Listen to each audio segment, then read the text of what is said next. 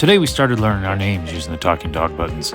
Myself, the chief caregiver, and Self, which is Penny's own name. We started doing this the same way that we'd do anything else. We just introduced the buttons, asked her to tap them, treated her for every correct answer.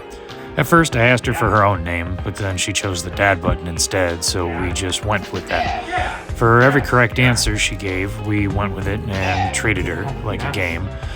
For a really long time we played this. It was a really long session. She likes getting treats and praise, and so she was having fun. She likes spending time with Dad, and we made it as fun as possible. She was having a lot of that. It was a little frustrating having two buttons at the same time. She'd never done that before. We were going back and forth, and sometimes she was having a hard time with it.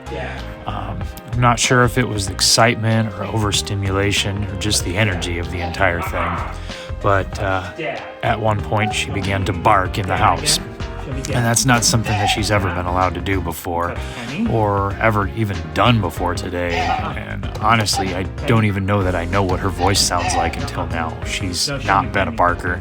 She's never barked before. She barked a couple of times outside, but we shut her down right away. It's never happened again. The energy level was really high for this exercise. We had to bring it down a notch, but she was eventually getting the hang of it. I don't like to have a session of training go over 15 minutes. It's about the maximum amount of time that anyone can really absorb material.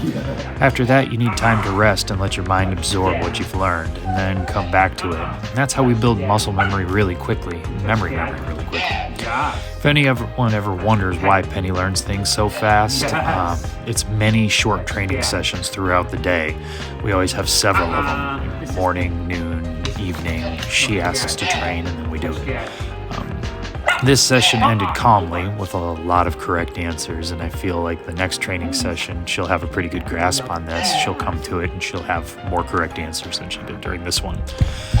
We have hex tiles and more buttons coming in the mail, and we're pretty excited to get them because we've got all 8 buttons out right now. She knows all of them.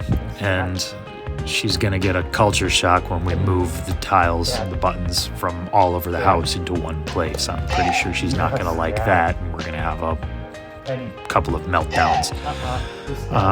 Well, I hope that you enjoyed this video, and if you're following along with the story, you should probably hit the like button and the subscribe button to find out where we go from here.